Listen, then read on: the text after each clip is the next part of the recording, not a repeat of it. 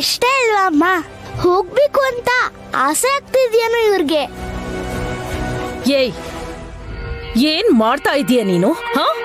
ಏಯ್, ನನ್ನ ಹತ್ರನೇ ಆಟ ಆಡ್ತೀಯಾ?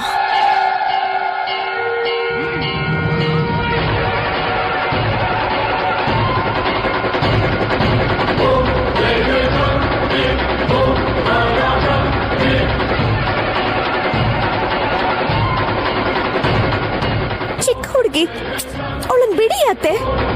ಪ್ಲೀಸ್. ಬಿಡಲ್ಲ ವಿಶಾಲ್. ಅತ್ತಿಗೆ, ಅಯ್ಯೋ ಅಯ್ಯ ಅಕ್ಕ, ಬೇಡಕ್ಕ. ಅತ್ತೆ,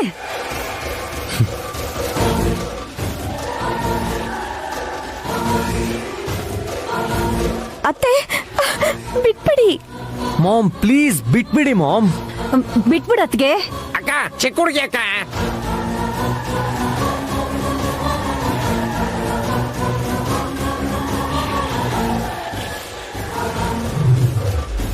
ಗುಬ್ಬಿ ಮೇಲೆ ಯಾಕೆ ಬ್ರಹ್ಮಾಸ್ತ್ರ?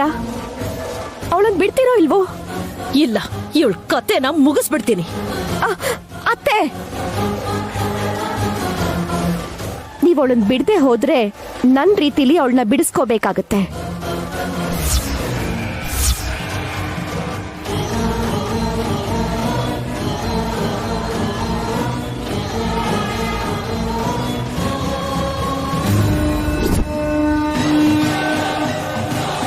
ಕೋಪ ಮಾಡ್ಕೋಬೇಡ.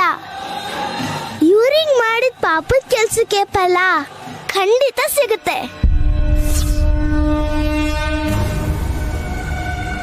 ನನ್ ಕಾಲಿಡಿಬೇಕಾದ್ ನಿಮ್ಮತ್ತೆ ನನ್ ಜುಟ್ಟು ಹಿಡ್ದಿದ್ದಾರೆ ಅಂದ್ರೆ ಅದೇನೇನ್ ಅನ್ಭವಿಸ್ಬೇಕೋ ಏನೋ. ನಾಟಕ ಆಡ್ಬೇಡ. ನಿನ್ನ ಹುಚ್ಚುಚ್ಚು ಮಾತಿಗೆ ನಾನ್ ತಲೆ ಕೆಡಿಸ್ಕೊಳಲ್ಲ. ಆಮೇಲೆ ನೋಡ್ಕೋತೀನಿ. ನಡೀರಿ.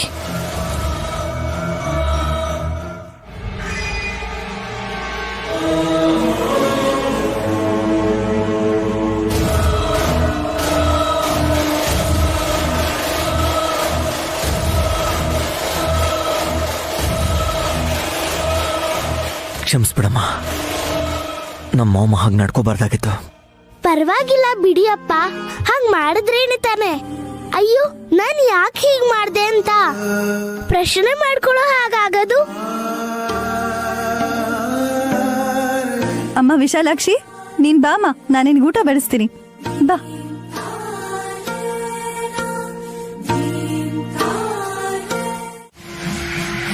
ಅಪ್ಪ, ಜಾತಕದ ದೋಷದಿಂದ ಹೀಗಾಗಿದೆ.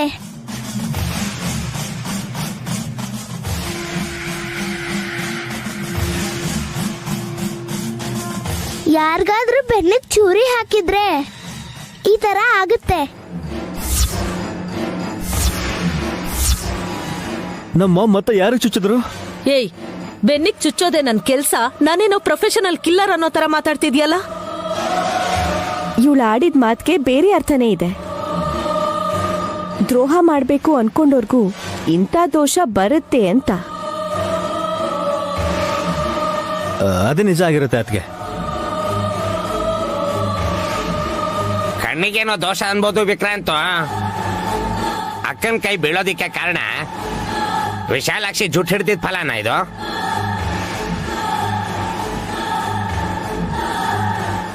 ಅಷ್ಟೇ ಚಿಕ್ಕಪ್ಪ. ಬೇಕು ಅಂದ್ರೆ ನೀವೊಂದ್ಸತಿ ಕೈ ಮಾಡಿ ನೋಡಿ. ಬೇಡ ತಾಯಿ. ಬಿದ್ದು ಹೋಗೋದಕ್ಕೆ ಏನೇ ಇದೆ ನನ್ ಗಂಡನ್ಗೆ? ಅವ್ರು ಯಾವಾಗ್ಲೂ ಬಿದ್ದ ಹಾಗೆ ಇರ್ತಾರೆ. ಡಾಕ್ಟರ್ ಮುಂದೆ ನೀವ್ ಈ ತರ ಮಾತಾಡಿದ್ರೆ ಅವ್ರು ಇದನ್ನ ಲೈಟ್ ಆಗಿ ತಗೋತಾರಷ್ಟೇ. ಹಾಗನ್ಬೇಡಿ ಮೇಡಮ್. ನಮ್ ಕೈನೂ ಮೀರಿದ್ಮೇಲೆ ಆ ಭಗವಂತನೇ ಕಾಪಾಡ್ಬೇಕು ಅಂತ ಬೇಡ್ಕೋತೀವಿ ನಾವು. ನಿಮ್ಗಿನ್ನೂ ಡೌಟ್ ಇದ್ರೆ ಸೆಕೆಂಡ್ ಒಪಿನಿಯನ್ ತಗೊಳ್ಳಿ. ಅಂದ್ರೆ ನಮ್ಮ ಮಾಮ್ಗೆ ನೀವು ಟ್ರೀಟ್ಮೆಂಟ್ ಮಾಡಲ್ವಾ ಡಾಕ್ಟರ್? ಮಾಡೋದಕ್ಕೆ ಪ್ರಾಬ್ಲಮ್ ಗೊತ್ತಾಗ್ಬೇಕು.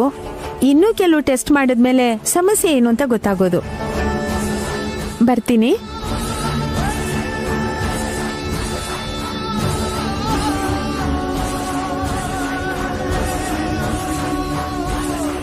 ಡಾಕ್ಟರ್ ಫೀಸ್ ವೇಸ್ಟ್ ಆಯ್ತು.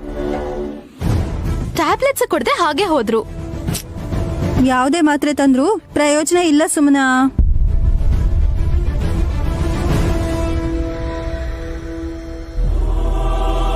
ಮಾಮ್, ವಿಶಾಲಾಕ್ಷಿಗೆ ಸಾರಿ ಹೇಳಿ ನೀವು. ಬಹುಶಃ ನೀವು ಗುಣ ಆಗ್ಬೋದು ಅಂತ ಅನ್ಸತ್ತೆ. ನಾನು ಅವಳ ಹತ್ರ ಸಾರಿ ಕೇಳ್ಬೇಕಾ? ಹುಚ್ಚು ಹುಡುಗಿ ಅದು. ಮಾಮ್, ಹಾಗನ್ಬೇಡಿ. ಇಲ್ದೇ ಇರೋ ಸಮಸ್ಯೆಗಳನ್ನ ನೀವೇ ಹೆಚ್ಚು ಮಾಡ್ಕೋಬೇಡಿ.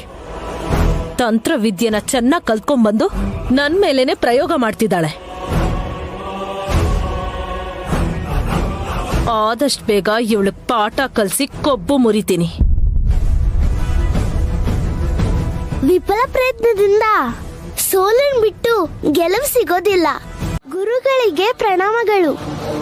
ನೀನು ಕೈ ಮುಗಿಯೋದು ಅಂದ್ರೆ ಏನು ತಾಯಿ? ಈ ಲೋಕನ ನೋಡ್ಕೊಳ್ಳೋದು ಅಮ್ಮನೇ ಆಗಿದ್ರು. ಅವಳಿಗೂ ಕೂಡ ಮಾರ್ಗದರ್ಶನ ಮಾಡೋದು ಗುರುಗಳೇ ಅಲ್ವಾ?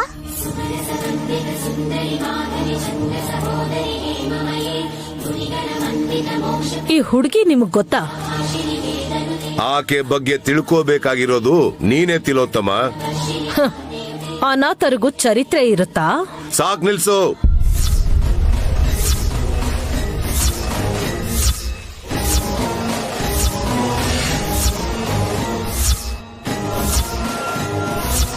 ವಿಶಾಲಾಕ್ಷಿ ಅನಾಥೆ ಅಲ್ಲ. ಹಾಗೆ ಹೇಳ್ಬಿಡಿ ಗುರುಗಳೇ. ಎಲ್ರು ಇದ್ರು ಕೂಡ ಯಾರೂ ಇಲ್ಲ ಅಂತ ನಾನ್ ಸುಳ್ಳು ಹೇಳ್ದೆ ಅಂತ ಅನ್ಕೋತಾರೆ. ನಿನ್ನನ್ನ ಅರ್ಥ ಮಾಡ್ಕೊಳ್ದಿರೋ ಜೀವನಗಳು ವ್ಯರ್ಥ ತಾಯಿ.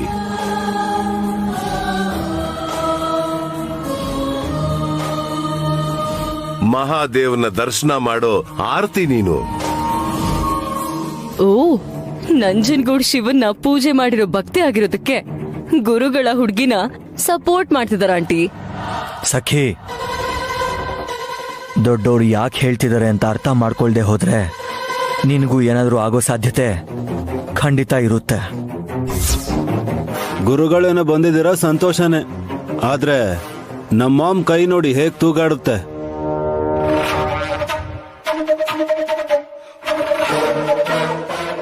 ನಾನ್ ಆಡಿಸ್ ನೋಡ್ಲಾ? ಉಯ್ಯಾಲೆ ತರ ಆಡ್ಬೋದು. ಏಯ್, ಹೋಗಿ ಆಚೆ. ಸ್ವಾಮೀಜಿ, ನಮ್ಮ ಮನೆಗೆ ಬಂದು ಒಳ್ಳೆ ಕೆಲಸ ಮಾಡಿದ್ರಿ. ನಮ್ಮ ಅತ್ತೆ ಸಿಟ್ಟಲ್ಲಿ ವಿಶಾಲಾಕ್ಷಿ ಜುಟ್ಟನ್ನ ಹಿಡಿದು ಎಳೆದ್ಬಿಟ್ರು. ಅದಕ್ಕೆ ಕೈಯಲ್ಲಿ ಸ್ವಾಧೀನ ಇಲ್ಲ ಅಂತ ನನ್ನನ್ನ ಕ್ಷಮಾಪಣೆ ಕೇಳು ಅಂತ ಹೇಳ್ತಿದ್ದಾರೆ. ನಾನ್ ಕೇಳಲ್ಲ. ಜುಟ್ಟು ಹಿಡಿದ್ರೆ ಕೈ ಬಿದ್ದು ಹೋಗುತ್ತಾ? ಏ ವಲ್ಲಭ, ಹೋಗೋ, ಆ ಹುಡುಗಿನ ಹಿಡ್ಕೋ. ಅದ್ ಏನಾಗುತ್ತೋ ನಾನು ನೋಡ್ತೀನಿ. ನನ್ನನ್ನು ಯಾಕೆ ಸಿಗಾಕ್ಸ್ತೀರಾ ಮಾಮ್? ಇವ್ರ ಮಾತಿಂದ ನನಗ್ ತಲೆ ಕೆಟ್ಟ ಹೋಗ್ತಾ ಇದೆ. ಅದ್ ಏನಾಗುತ್ತೋ ನಾನು ನೋಡ್ತೀನಿ. ಹೋಗು. ಎಕ್ಸ್ಕ್ಯೂಸ್ ಮೀ ಮಿಸ್ಟರ್, ಮೈ ಹಸ್ಬೆಂಡು.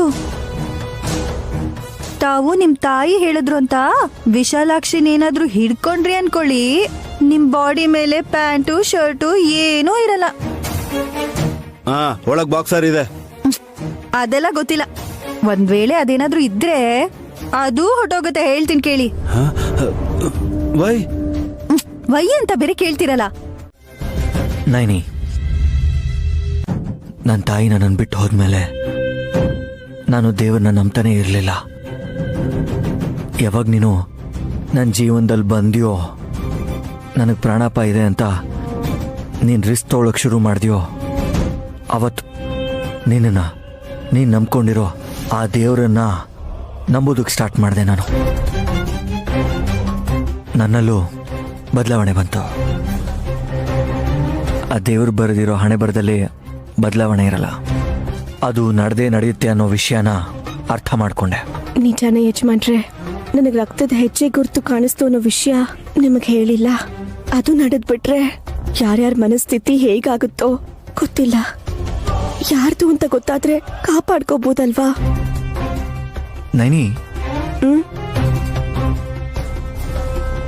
ನಾನೊಂದು ವಿಷಯ ಕೇಳ್ತೀನಿ. ಏನ್ ನಡೆಯುತ್ತೆ ಅಂತ ನಿನಗೆ ಮೊದಲೇ ಗೊತ್ತಾಗುತ್ತಲ್ವಾ? ಕೆಲವೊಂದು ವಿಷಯಗಳನ್ನ ನೀನು ನನಗೆ ಹೇಳ್ದೇ ಇದ್ರು ಕೂಡ ನಾನೇನು ಬೇಜಾರು ಮಾಡ್ಕೊಳಲ್ಲ. ಆದರೆ ಒಂದು ವಿಷಯ ಮಾತ್ರ ಮುಚ್ಚಿಡ್ಬೇಡ ನೈನಿ. ಅದೇನು ಅಂದರೆ ನಮ್ಮಮ್ಮನ್ನ ಸಾಯಿಸಿದ ಕ್ರಿಮಿನಲ್ಸು ಹೇಗೆ ಪ್ರಾಣ ಬಿಡ್ತಾರೆ ಅನ್ನೋ ವಿಷಯ ಒಂದಲ್ಲ ಒಂದಿನ ನಿನಗೆ ಮೊದಲೇ ಗೊತ್ತಾಗ್ಬಿಡುತ್ತಲ್ವಾ? ಆಗಂತೂ ನೀನು ನನಗೆ ಹೇಳೋದ್ರಲ್ಲಿ ಲೇಟ್ ಮಾಡಬೇಡ ನೀನು. ನಿಮ್ಮನ್ ಸಾಕ್ ತಾಯಿ. ತಿಲೋತ್ತಮ ಅತ್ತೆ ಸಾವು ಬಗ್ಗೆ ಹೇಳು ಅಂತೀರಾ? ತಿಲೋತ್ತಮ ಮಾಮ ಬಗ್ಗೆ ನೀನು ಹೇಳಬೇಕಾಗಿರೋ ದಿನ ಬರುತ್ತೆ ಅಂತ ನಾನು ಮೊದಲೇ ಹೇಳ್ತಾ ಇದ್ದೀನಿ ನೈನಿ. ಮೊದಲೇ ಅತ್ತೆಗೆ ಹುಷಾರಿಲ್ಲ. ಈಗ ಗಾಯತ್ರಿ ಅಮ್ಮವ್ರನ್ನ ಸಾಯಿಸಿದವ್ರ ವಿಷಯದ ಬಗ್ಗೆ ಯಾಕೆ ಯೋಚನೆ ಮಾಡಬೇಕು ಯಜಮಾನ್ರೆ? ಸರಿ ಬಿಡು. ಅದ್ಯಾವುದೋ ಕಲರ್ದು ಉಂಗುರ ಬೇಕು ಅಂತ ಹೇಳಿದೆಯಲ್ಲ, ನೀನು ನನಗೆ ಅದರ ಪೂರ್ತಿ ಡೀಟೇಲ್ಸ್ ಕೊಟ್ಟರೆ ಅದರ ಪ್ರೋಸೆಸ್ನ ಚೆಕ್ ಮಾಡ್ತೀನಿ. ಸರಿ. ಅಸುರ ಪಕ್ಷಪಾತಿ, ಇಷ್ಟಾದ್ರೂ ಬುದ್ಧಿ ಬಂದಿಲ್ವಲ್ಲ. ಅಮ್ಮನವ್ರ ಆಜ್ಞೆಗೆ ಬದ್ಧಳಾಗಿರೋದ್ ಬಿಟ್ಟು ಉಳ್ಕೊಂಡಿರೋ ಇನ್ನೊಂದ್ ಕೈಲಿ ಕಿತಾಪತಿ ಏನಾದ್ರೂ ಮಾಡ್ದೆ ಅನ್ಕೋ, ಇದೇ ಕಾರಣಕ್ಕೆ ಇನ್ನೊಂದ್ ಹಸ್ತನೂ ಬಿದ್ದೋಗುತ್ತೆ.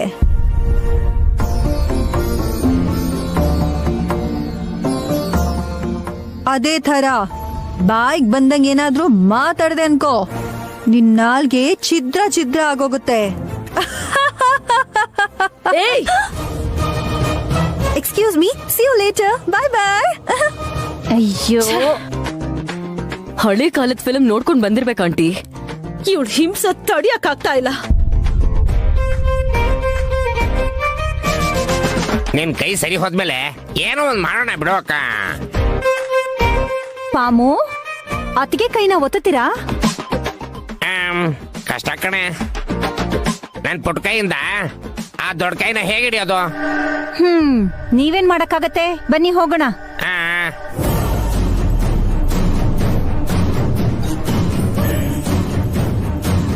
ಆಂಟಿ, ನೀವ್ ಹೀಗೆ ಇದ್ರೆ ನಗೆ ಪಾಟ್ಲಾಗ್ ಹೋಗ್ತೀರಾ. ಅರ್ಜೆಂಟಾಗಿ ಆತ್ಮಾನಂದ ಸ್ವಾಮಿ ಅವ್ರನ್ನ ಬರಕ್ ಹೇಳಿ. ನಾಳೆ ಬೆಳಿಗ್ಗೆ ಈ ಮನೇಲಿ ಇರ್ಬೇಕವ್ರು. ವಿಶಾಲಾಕ್ಷಮ್ಮ, ನೀನ್ ಕೋಪ ಮಾಡ್ಕೊಂಡು ನಮ್ ಸುಮನಕ್ ಶಾಪ ಕೊಡ್ಬೇಡ ತಾಯಿ. ಅವಳ ಪರವಾಗಿ ನಿನ್ ಹತ್ರ ನಾನ್ ಕ್ಷಮೆ ಕೇಳ್ತೀನಿ. ನನಗ್ ಅರ್ಥ ಆಯ್ತು ಶಿವ. ಸುಮನ ನಿನ್ನ ಹೊರಗ್ನೋರ್ ತರ ನೋಡಿದ್ರು ಕೂಡ, ಆದ್ರೆ ನೀನ್ ಮಾತ್ರ ನಮ್ ಸುಮನ ಅಂತ ಪ್ರೀತಿ ತೋರಿಸ್ತಿದ್ಯಾ. ನಿನ್ ಈ ಪ್ರೀತಿ ನೋಡಿ ನನಗ್ ತುಂಬಾ ಖುಷಿ ಆಯ್ತು. ನಿನ್ ಮಾತಿಗೆ ನಾನ್ ಬೆಲೆ ಕೊಟ್ಟು ಅವಳಗ್ ನಾನ್ ಏನು ಮಾಡಲ್ಲ ಬಿಡು. ನೀನೇ ನನಗ್ ಹೇಳೋದು? ಚೆನ್ನಾಗ್ ತಿಂದು ಸುಮ್ನೆ ಕೂರೋದಲ್ಲ, ಹೋಗ್ ಕೆಲ್ಸ ಮಾಡು. ಮಾಡ್ತಾ ಇದೀನಲ್ಲ. ಏನ್ ಮಾಡ್ತಿದ್ಯಾ? ಈ ಡಮರುಗನ ಶುದ್ಧಿ ಮಾಡ್ತಾ ಇದೀನಲ್ಲ. ಅದ್ರ ಜೊತೆ ಯಾವ ಕೆಲ್ಸ ಇದೆ? ಇವಾಗಿಲ್ಲ, ಆದ್ರೆ ನಾಳೆ ಬೆಳಗ್ಗೆ ಇದಕ್ ಕೆಲ್ಸ ಇದೆ. ನಾನು ಊರಿಗೆ ಹೋಗ್ಬೇಕಲ್ವಾ. ನಿನ್ಗೊಂದ್ ದೊಡ್ಡ ನಮಸ್ಕಾರ ತಾಯಿ. ನೀನ್ ಎಷ್ಟು ಬೇಗ ಹೋಗ್ತೀಯೋ ಅಷ್ಟು ಒಳ್ಳೇದ್ ನಮ್ಗೆ. ಇನ್ ಯಾವತ್ತೂ ಮತ್ತೆ ವಾಪಸ್ ಬರ್ಬೇಡ. ಅವಳು ಇಷ್ಟೆಲ್ಲ ಅಂದ್ರು ನೀನು ತಾಳ್ಮೆಯಿಂದ ಇದ್ದಿದ್ದಕ್ಕೆ ಕೋಟಿ ನಮನಗಳು ತಾಯಿ ನಿಂಗೆ. ಶಿವ, ಎಷ್ಟೇ ಮಾತು ಹೇಳಿದ್ರು ಅವಳು ಕೊನೆಗೆ ಸಿಟ್ಟಲ್ಲಾದ್ರು ನನಗೆ ಕೈ ಮುಗ್ದು ಹೋದ್ಲಲ್ಲ. ಓಹೋ, ಅದಕ್ಕ ಈ ಮಹಾತಾಯಿ ಶಾಂತವಾಗಿರೋದು. ಜಯ ಜಯ ವಿಶಾಲಾಕ್ಷಮ್ಮ ತಾಯಿ ಜೈ. ಹುಡುಗಿಗೆ ಬರೋದಕ್ಕೆ ಹೇಳಿ. ನಾನ್ ಬಂದಾಯ್ತು.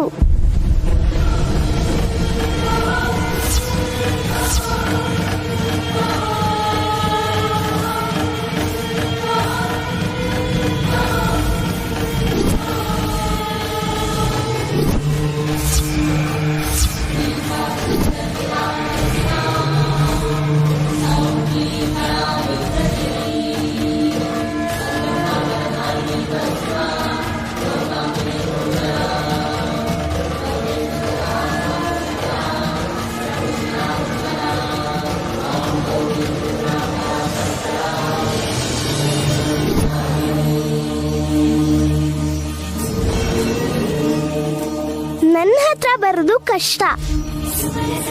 ಯಾಕೆ ಅಂದ್ರೆ ನಾನಿರೋ ಕಡೆ ಬಂದು ನನ್ನ ಕರ್ಕೊಂಡು ಹೋಗೋದು ಸುಲಭ ಅಲ್ಲ. ಅದಕ್ಕೆ ನಾನೇ ಬಂದ್ಬಿಟ್ಟೆ. ವಿಶಾಲಾಕ್ಷಿ, ನಿನ್ ರೂಮಿಗೆ ಹೋಗಮ್ಮ. ಹೀಗೆಲ್ಲ ಬಂಧನ ಪ್ರಯತ್ನ ಮಾಡ್ತಿರ್ಬೇಕಾದ್ರೆ ಆ ಜಾಗದಲ್ಲಿ ಚಿಕ್ಕ ಮಕ್ಳು ಇರಬಾರ್ದು. ಅಮ್ಮ, ನನಗಿಲ್ಲಿ ಇರಬಾರ್ದು ಅಂತಿದ್ಯಾ?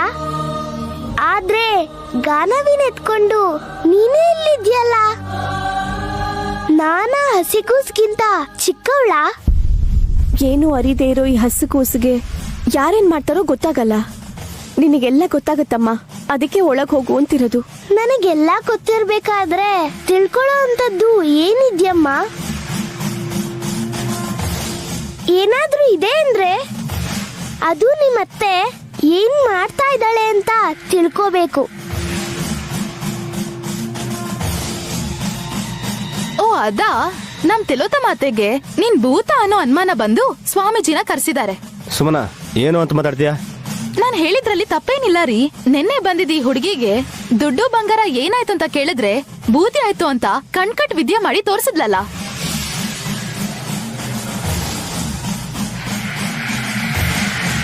ಆಂಟಿ ಕೋಪ ಬಂದು ಜುಟ್ ಹಿಡಿದಿದ್ದಕ್ಕೆ ಪಾಪ ಬಲ್ಗೈ ಬಿದ್ದೋಯ್ತು. ಎಡ್ಗಣ್ ಕೂಡ ಕಾಣಿಸ್ತಾ ಇಲ್ಲ.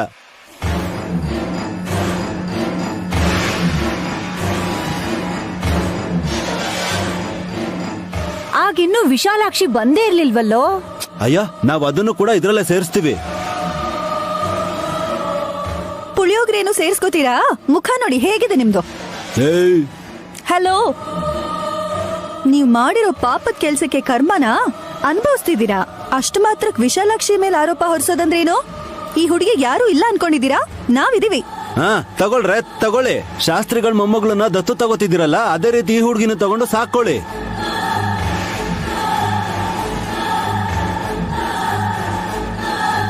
ಸುಮನ, ನಿನಗ್ ಮಕ್ಳಿಲ್ವಲ್ಲ, ನಿನಗೆ ದತ್ತು ತಗೊಳಕ್ ಹೇಳಿ.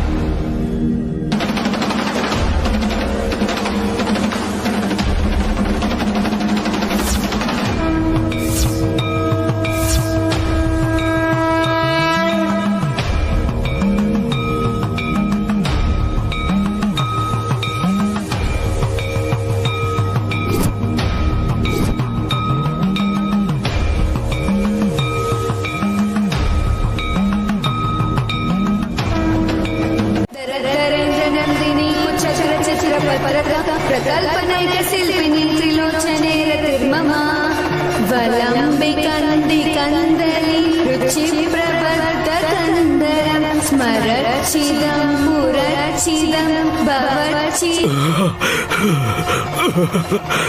ನಿಲ್ಸಮ್ಮ, ನಿಲ್ಸಮ್ಮ, ನಿಲ್ಸು ತಾಯೇ, ನಿಲ್ಸು ತಾಯೇ.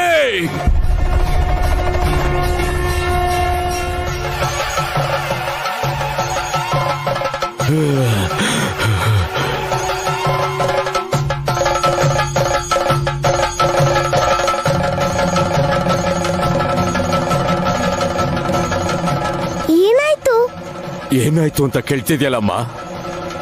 ನನ್ ಕಿವಿ ರಂಧ್ರದೊಳಗೆ ರುದ್ರ ಪ್ರವೇಶ ಮಾಡ್ದಂಗಾಯ್ತು.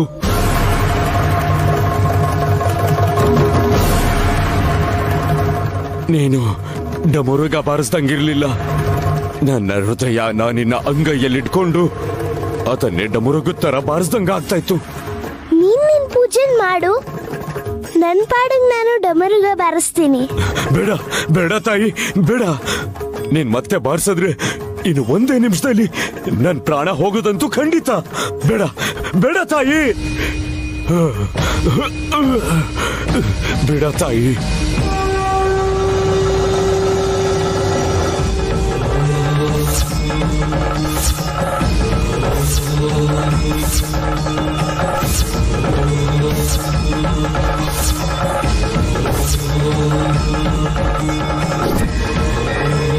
ಸ್ವಾಮಿ, ಆ ಹುಡುಗಿ ಕಾಲ್ ಹಿಡಿತಿದ್ದೀರಾ? ನೀವು ಬಂದು ಈ ತಾಯಿ ಕಾಲು ಹಿಡ್ಕೊಳ್ಳಿ.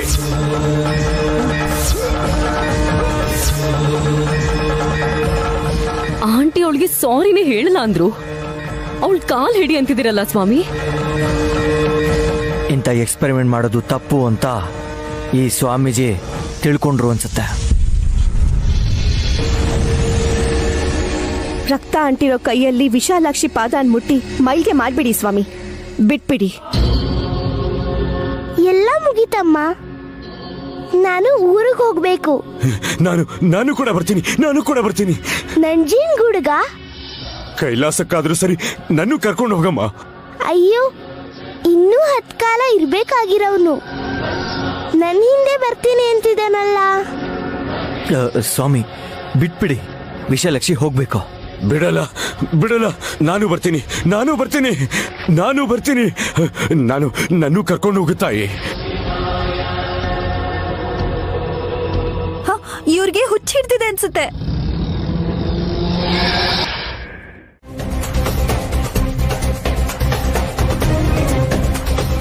ವಿಶಾಲ್ ಕೈಗುಣ ಚೆನ್ನಾಗಿದೆ, ನಿನ್ಗೆಲ್ಲ ಒಳ್ಳೇದಾಗತ್ತೆ. ಕಳ್ದೋಗಿರೋರ್ ಬಗ್ಗೆ ಯೋಚನೆ ಮಾಡ್ಕೊಂಡು ಒತ್ತಡಕ್ಕೆ ಒಳಗಾಗ್ಬೇಡಿ ಅತ್ತೆ. ಮನೆಗ್ ಬರೋರ್ ಬಗ್ಗೆ ಯೋಚನೆ ಮಾಡೋಣ. ಯಾರು ಬರ್ತಿದ್ದಾರೆ? ನಾಳೆ ಚೊಲ್ಲಂಗಿ ಅಮಾವಾಸ್ಯೆ ಪೂರ್ತಿ ಆದ್ಮೇಲೆ ನಾಡಿದಿಂದ ಮಾಘ ಶುರು. ಅವತ್ತು ಗಾಯತ್ರಿ ಈ ಮನೇನ ಸೇರ್ತಾಳೆ.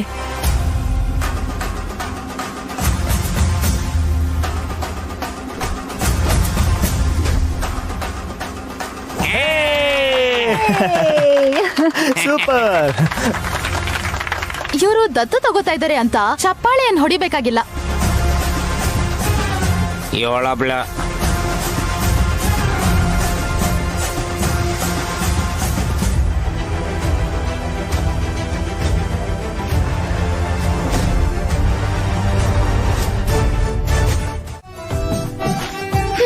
ನಮ್ಮ ಅಕ್ಕನ್ ಮಾತಿಗೆ ಇಲ್ಲ ಅಂತ ನೀನ್ ಹೇಳಲ್ಲ ಅಂತ ಗೊತ್ತು ಅಕ್ಕ.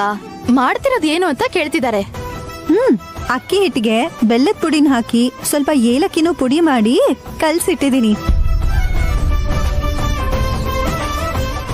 ನೈನಿ, ನೆಕ್ಸ್ಟ್ ಏನು? ಮಧ್ಯದಲ್ಲಿ ಸಣ್ಣ ಹಳ್ಳ ಮಾಡಿ ಬತ್ತಿ ಎಣ್ಣೆ ಹಾಕಿ ದೀಪ ಹಚ್ಬೇಕು ಅಕ್ಕ. ಅದಕ್ಕೆ ತುಪ್ಪ ತಗೊಳ್ಳಿ. Thank you Vishal. ಬತ್ತಿ ತಗೊಳಮ್ಮ. ನನ್ ಮುದ್ದಿನ ಗಂಡ ಒತ್ ಕೊಟ್ಟಿದ್ದಾರೆ. ಏನ್ ಓದ್ತಿದಾರೋ?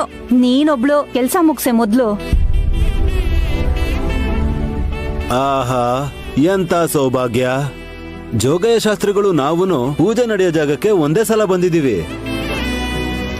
ಇದಕ್ಕೂ ಮುಂಚೆ ಒಂದ್ಸಲ ಮನೆಗ್ ಕರ್ದಾಗ ಅಮಾವಾಸ್ಯೆ ಬರಲ್ಲ ಅಂತ ಹೇಳಿದ್ರಿ, ಮತ್ತಿವತ್ ಹೇಗ್ ಬಂದ್ರಿ?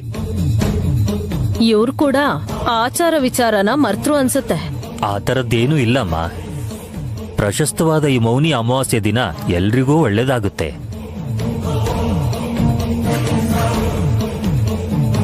ನಿಮಗೂ ಕೂಡ ಆರೋಗ್ಯ ಸರಿಯಿಲ್ಲ ಅಂತ ಕೇಳ್ದೆ, ನೋಡ್ಕೊಂಡು ಹೋಗೋಣ ಅಂತ ಬಂದೆ. ಏನು ಅಂತ ಹೇಳೋದು ಶಾಸ್ತ್ರಗಳೇ? ಎಡಗಣ್ ಕಾಣಿಸ್ತಾ ಇಲ್ಲ, ಬಲಗೈಯಲ್ಲಿ ಸ್ವಾಧೀನ ಇಲ್ಲ. ಗುರುಗಳ ಆಜ್ಞೆ ಪ್ರಕಾರ ನಿನ್ನೆ ಅಷ್ಟೇ ನೀಲಿ ವರ್ಣದ ಉಂಗ್ರನ್ ಕೂಡ ಮಾಮ್ ಕೈಗೆ ತೋರಿಸಿದ್ವಿ. ಒಳ್ಳೇದಪ್ಪ. ಇವತ್ತು ಬೆಳ್ಳಿ ಕಡಗ ಕೂಡ ಕೈಗೆ ಹಾಕಿ. ಓ, ಇನ್ನು ಅದ್ ಬೇರೆ ಇದೆಯಾ? ಇವತ್ತೇ ಜಗನ್ನಾಥ ಅಲ್ಲಿ ನೋಡಿ. ಹಾಗೆ ವೈದ್ಯ ವೀರ ರಾಘವ ಸ್ವಾಮಿ ರೂಪದಲ್ಲಿ ಅವತಾರ ತಾಳಿದ್ರು.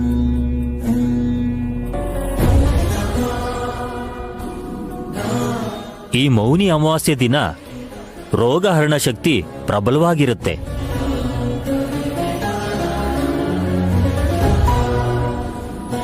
ಬೆಳ್ಳಿ ಕಡ್ಗಾನ ತಂದಿಟ್ಟಿದ್ದೀನಿ ಶಾಸ್ತ್ರಿಗಳೇ. ನೋಡುದ್ಯಾ ಅತ್ಗೆ, ನೈನಿ ಜೊತೆ ಯಾವಾಗ್ಲೂ ಜಗಳ ಆಡ್ತಿರ್ತೀಯ, ಆದ್ರೆ ನೀನಂದ್ರೆ ಅವಳಿಗೆಷ್ಟು ಪ್ರೀತಿ ಅಂತ. ಮಾಮ್ ಕೈ ಕೆಲಸ ಮಾಡದೇ ಇರೋದ್ರಿಂದ ಬೆಳಗ್ಗೆಯಿಂದ ರಾತ್ರಿವರೆಗೂ ಎಷ್ಟು ಕಷ್ಟ ಪಡ್ತಾ ಇದ್ದಾರೆ ಅಂತ ನೈನಿ ನನಗೆ ಹೇಳಿದಾಳೆ. ನನಗಂತೂ ತುಂಬಾ ಅಯ್ಯೋ ಅನಿಸ್ತಿದೆ. ಹಾ ಹೌದು ಪಾಪ, ವಾಶ್ರೂಮ್ ಅಲ್ಲಿ ಕೂಡ ಲೆಫ್ಟ್ ಹ್ಯಾಂಡ್ ಅಲ್ಲೇ ಬ್ರಷ್ ಮಾಡ್ತಾರೆ. ಊಟ ಮಾಡ್ಬೇಕಾದ್ರೂ ಅದೇ ಕೈ.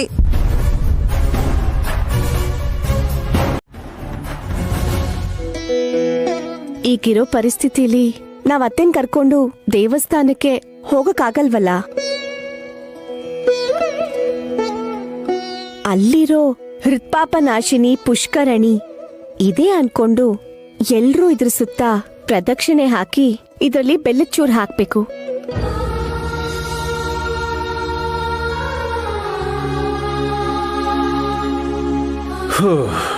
ಅಲ್ಲ, ನಿಜವಾಗ್ಲೂ ಈ ತರ ಎಲ್ಲ ಮಾಡ್ತಾರಾ? ಅಲ್ಲಿ ನಿರಂತರವಾಗಿ ಮಾಡ್ತಿರ್ತಾರೆ. ಮೌನಿ ಅಮಾವಾಸ್ಯೆ ದಿವಸ ಅಂತೂ ಅಲ್ಲಿ ತುಂಬಾ ಭಕ್ತರು ನೆರೆದಿರ್ತಾರೆ.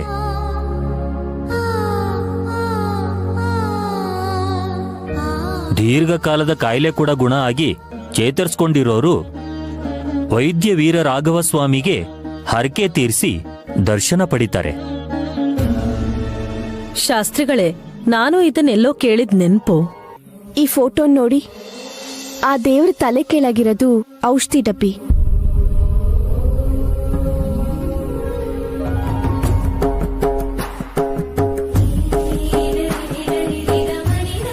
ಹೌದಲ್ವಾ? ದಿಮ್ಮ ಅನ್ಕೊಂಡಿದ್ದೆ ನಾನು. ಅಲ್ಲ, ಬಂಗಾರದ ಡಬ್ಬಿನೇ. ದಿವ್ಯ ಔಷಧಿಗಳಿರುತ್ತೆ ಅದಕ್ಕೆ. ದೇವ್ರ ಎಡಗೈ ಗಮನಿಸಿದ್ರ ನೀವು? ಚಿನ್ಮುದ್ರೆ ಅದು. ಅಂದ್ರೆ ಆರೋಗ್ಯದಿಂದ ಹಿಡಿದು ಆತ್ಮಜ್ಞಾನದವರೆಗೂ ಎಲ್ಲವನ್ನೂ ಕೊಡುವಂತಹ ದಿವ್ಯ ಸ್ವರೂಪ. ಬೇಷ್ ಕಂದ.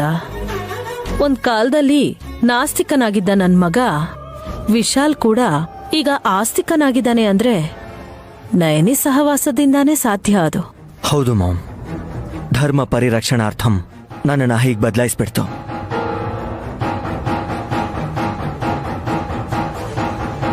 ಸೂಪರ್ ವಿಶಾಲ. ಸಹಸ್ರನಾಮ ಪಠಸ್ತ ಪ್ರದಕ್ಷಿಣೆ ಹಾಕೋಣ ಬನ್ನಿ. ಅಯ್ಯೋ, ನಾವ್ ಅಷ್ಟೆಲ್ಲ ಹೇಳೋ ಅಷ್ಟ್ರಲ್ಲಿ ತಲೆ ತಿರುಗ್ ಬಿದ್ದು ಹೋಗ್ತೀವಷ್ಟೇ. ಅದ್ರಲ್ಲಿ ಹಾಕೋ ಬೆಲ್ಲ ಕರ್ಗೋಕು ಮುಂಚೆ ಆಂಟಿ ತಮ್ಮ ಕಾಲೇ ಕರ್ಗೋಗುತ್ತೆ ಅನ್ನೋ ತರ ಭಯ ಪಡ್ತಿದ್ದಾರೆ. ಅಷ್ಟು ಮಾಡಕ್ಕಾಗದೇ ಇದ್ರು ಮೂಲನಾಮ ಸ್ತೋತ್ರ ಹೇಳ್ತಾ ಬೆಲ್ಲನ ನೀರಲ್ಲಿ ಮುಳುಗ್ಸಿ. ಇವಾಗ ಓಕೆ ಅಲ್ವಾ ಆಂಟಿ? ಬನ್ನಿ ಬನ್ನಿ. ಯಜಮಾನ್ರೆ ನಡೀರಿ. ಸರಿ ಅತ್ತೆ ಬನ್ನಿ.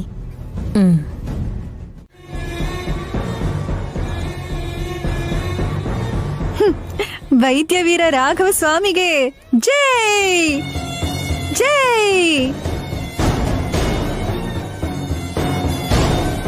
ಸಾಕ್ ನಿಲ್ಸೆ. ದೀಪ ಕೂಡ ಶಾಂತವಾಯ್ತು. ಉಂಡೆ ಕಟ್ಟಿ ಪ್ರಸಾದ ಕೊಡು ಮೊದ್ಲು. ಚಿಟ್ಕೆ ಹೊಡೆಯೋಷ್ಟ್ರಲ್ಲಿ ಮಾಡ್ತೀನಿ.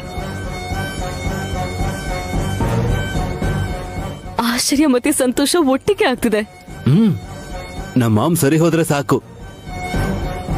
ಕಲ್ಲಿನ ಉಂಗ್ರ ಬೆಳ್ಳಿ ಖಡ್ಗದಿಂದ ಒಳ್ಳೇದಾಗದೆ ಇರತ್ತ.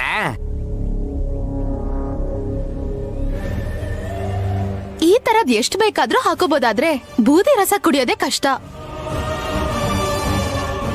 ಪ್ರಸಾದದ ಉಂಡೆ ರೆಡಿ, ತಗೊಳ್ಳಿ.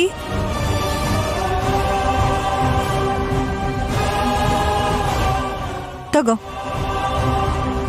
ಅರ್ಥ ಆಯ್ತು ಸ್ವಾಮಿ. ತಿಲೋತ್ತಮ್ ಅವ್ರ ಕೈಯಲ್ಲಿ ಜೀವ ಇಲ್ಲದೆ ಇರೋದ್ರಿಂದ ಗಾಯತ್ರಿ ಕೈ ತಾಗಿ ಪುನರುತ್ತೇಜನ ಆಯ್ತು. ಕೈಯಲ್ಲಿ ಜೀವ ಇದ್ದಿದ್ರೆ ಸುಟ್ಟು ಬೂದಿ ಆಗತ್ತೆ ಅಂತನೂ ಗೊತ್ತಾಯ್ತು.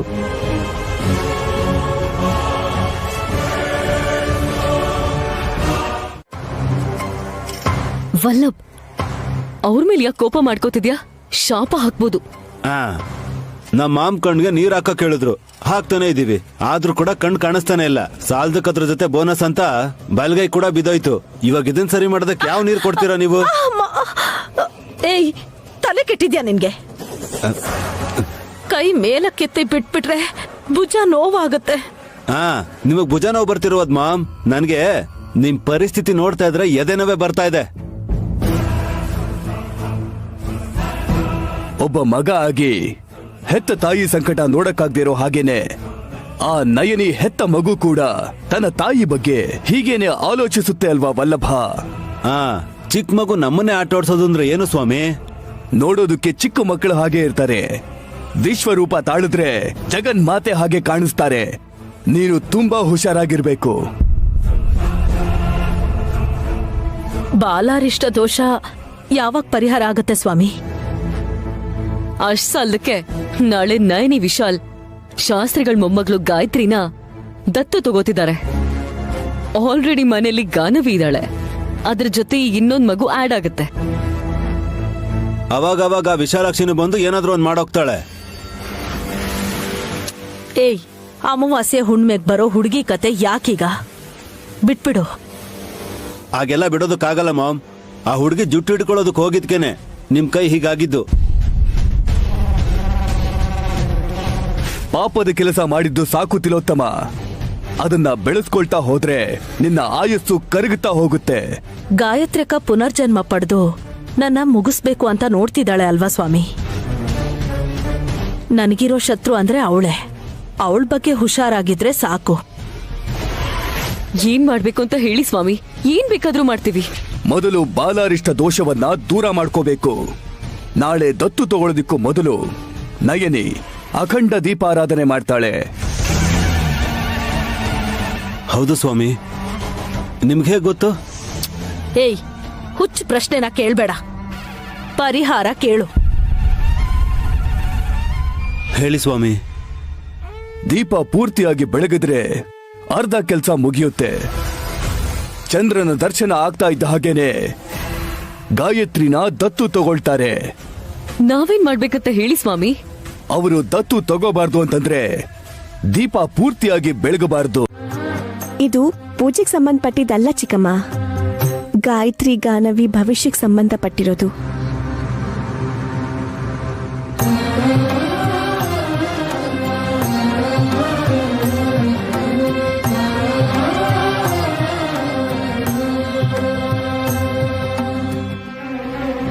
ಏನಮ್ಮ ಅದು?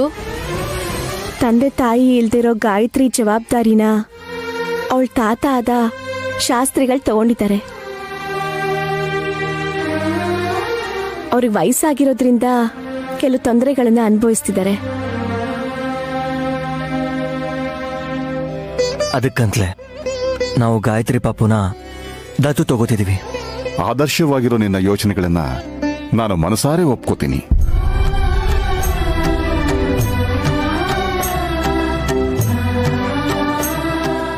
ಆ ಕಷ್ಟ ಏನು ಅಂತ ತಿಳ್ಕೊಂಡು ದುಡ್ಡಿನ ಸಹಾಯ ಮಾಡ್ಬೋದಲ್ಲ ವಿಶಾಲ್? ತಿಂಗ್ಳಿಗಿಷ್ಟು ಕೊಟ್ರೆ ಆರಾಮಾಗಿ ಬದುಕ್ತಾರೆ.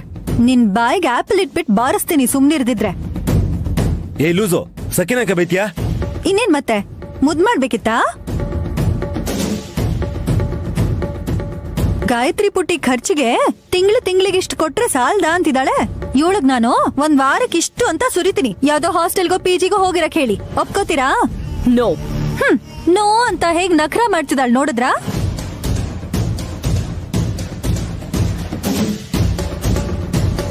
ಮಾತು ಬರ್ದಿರೋ ಹಸಿಗೂಸು ಏನು ಅನ್ನಲ್ಲ ಅಂತ ತಾನೆ ಈ ತರ ವೇಸ್ಟ್ ಬಾಡಿಗಳು ಬಿಟ್ಟಿ ಸಜೆಷನ್ಸ್ ಕೊಡೋದು? ಹೋಗ್ಲಿ ಬಿಡಮ್ಮ. ನಾನ್ ಹಿಡ್ಕೊಂಡಿದ್ರೆ ತಾನೇ ಇವಳನ್ ಬಿಡೋದಕ್ಕೆ. ಅತ್ಗೆ ಕೂಲ್ ಡೌನ್. ವಿಶಾಲ್ ಬ್ರೋ ಹೇಳೋದನ್ನ ಕೇಳಿ ಚಪ್ಪಾಳೆ ಹೊಡೆಯೋಣ ಅನ್ಕೊಂಡೆ. ನಿಮ್ ಎನರ್ಜಿನ ವೇಸ್ಟ್ ಮಾಡ್ಕೋಬೇಡಿ ಪ್ಲೀಸ್. ಹಾಗಂತೀಯಾ? Okay done.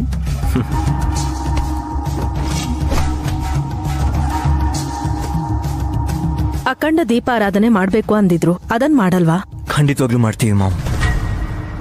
ದತ್ತು ತಗೊಳ್ಳೋದಕ್ಕೂ ಮೊದಲು ಪಾಪುಗೂ ಏನಾದರೂ ಕೊಟ್ರೆ ಚೆನ್ನಾಗಿರುತ್ತೆ ಅಂತ ಒಂದು ನಿರ್ಧಾರಕ್ಕೆ ಬಂದಿದ್ದೀವಿ.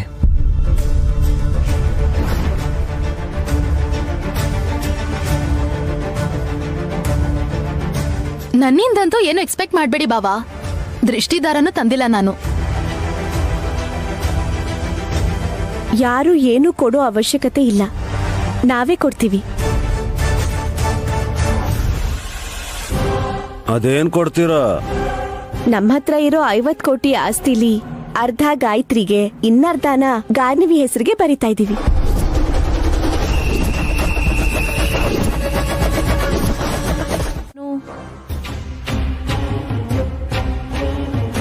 ನಮಗ್ ಕೋಟಿಗಟ್ಲೆ ದುಡ್ಡಿದೆ, ಒಬ್ರನ್ನಿಲ್ಲ ಅಂದ್ರೆ 100 ಜನ ಮಕ್ಳನ್ ಬೇಕಾದ್ರೂ ದತ್ತು ತಗೋತೀವಿ ಅಂತ.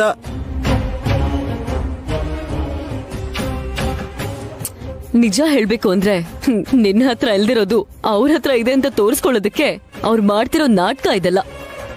ಪರವಾಗಿಲ್ಲ, ಇವಾಗ ನಾನು ಏನ್ ಮಾಡ್ಬೇಕು ಅಂತ ನೇರವಾಗಿ ಹೇಳಿ. ಆ ದೀಪಗಳನ್ನ ಬೆಳಗಿದ್ದಾದ್ಮೇಲೆ ಒಳ್ಳೆ ಮುಹೂರ್ತ ಅಂತ ಆಕಾಶದ ಕಡೆ ನೋಡ್ತಾರೆ. ಚಂದ್ರ ಏನಾದ್ರೂ ಕಾಣಿಸ್ಕೊಂಡ್ರೆ ಗಾಯತ್ರಿನ ಅವರು ದತ್ತು ತಗೋತಾರೆ. ಅವ್ರು ದತ್ತು ತಗೋಬಾರ್ದು ಅಂದ್ರೆ ನೀನೇನ್ ಮಾಡ್ಬೇಕು? ಆ ಚಂದ್ರನ್ ನೋಡಿದಾರ ಹಾಗ್ ಮಾಡ್ಬೇಕು. ಅದ್ ಹೇಗಾಗತ್ತೆ ಬಾವಾ? ಸೂರ್ಯ ಚಂದ್ರನ ತಡೆಯಕ್ಕಾಗತ್ತಾ? ಹಾ, ಕಷ್ಟನಾ? ಏಯ್, ನಿನಗೆ ಗೊತ್ತಾಗಲ್ಲ ಇರು.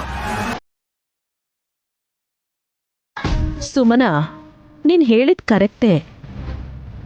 ಚಂದ್ರನ್ನ ನೋಡದೆ ಇರೋ ಹಾಗೆ ತಡೆಯಕ್ಕಾಗಲ್ಲ. ಆದ್ರೆ ಆ ದೀಪಗಳು ಬೆಳಗ್ದೇ ಇರೋ ತರ ಮಾಡ್ಬೋದಲ್ಲ.